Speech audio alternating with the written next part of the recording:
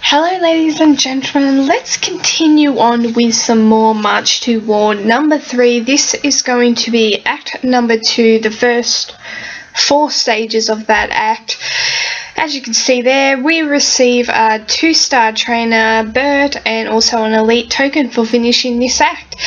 Let's continue on through the storyline here with Rick and Olivia and Spencer dropping in just there. We will see what we've got. First up, we're hitting up zombies. So sticking with the usual team we've been using through Act 1, we'll have Rick as leader there. Now, Rick is the ally.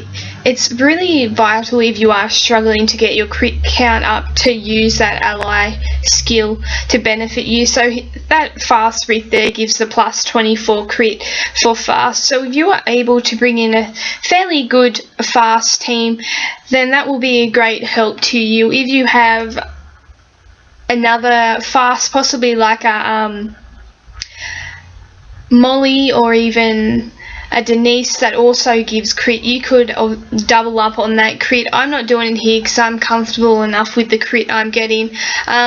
Molly of course will give you the plus 24 crit plus that Rick's 24. That means you're getting 48 crit available to you per these zombie stages. I imagine from this storyline here that Rick's going to be throughout the stages until people come along. So if you're able to have a Molly or even a Denise with the plus 16, will also benefit from Rick as well. So that will be the plus 40 crit per round, and that's just on leader skills. So I definitely recommend, if you're not getting that crit count out, or if you don't feel comfortable with the amount of crit you're getting and you want to expand it, then definitely use an all fast team with also another leader of, say, a Molly or a Denise to double up on that crit that leader Rick is giving. So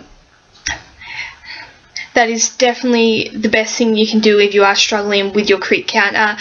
Like I said, I'm fairly comfortable with the amount of crit I'm getting from Rick. He only gives the plus 12, not very much, but he has that leader skill of the plus 30, and it's enough to get me through these stages. And I didn't want to change up my team too drastically here unless I really had to. But if you're, honestly, the smart thing to do would be to use that Rick's ally and bring in all fast and then just double it up with a Molly. I probably could have done that and shown you that sort of way of setting up your team, but I just thought I would get through this as quick as possible and stick with this team. As you can see, I'm getting a solid amount of headshots with that plus 12.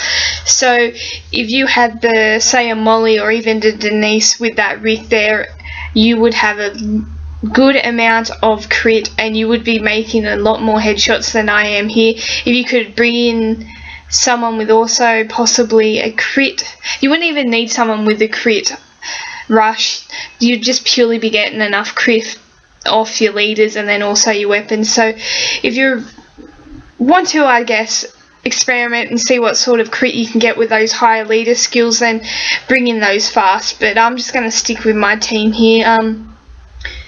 For the last act, I will probably use this team for zombies and then change it up slightly or a bit for people.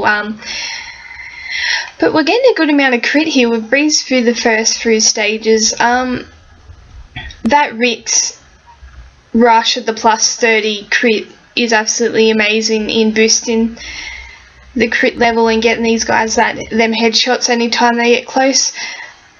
I know I was talking a bit about the value of having that ally Rick there and setting up that fast team.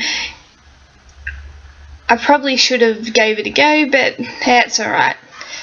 I'll leave that up to you guys if you want to give that a go. I'll make it the stages very easy and you will breeze through them. Considering I'm getting a lot of headshots here, you should be almost headshotting 5+ every round, which will make it very quick. So that was the last wave there for fun of Act 3.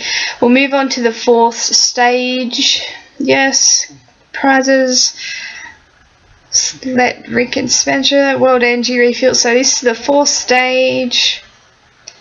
Got Spencer trying to overrule, I guess.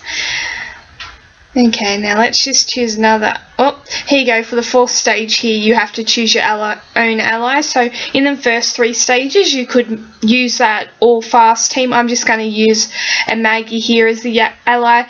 So definitely for the first 3 stages, you could use that all fast team, but then you're going to have to use your own setup and also faction ally for this 4th stage. It's not too much of a hassle. I just thought I'd bring an alert to keep that integrity of all them alerts in there.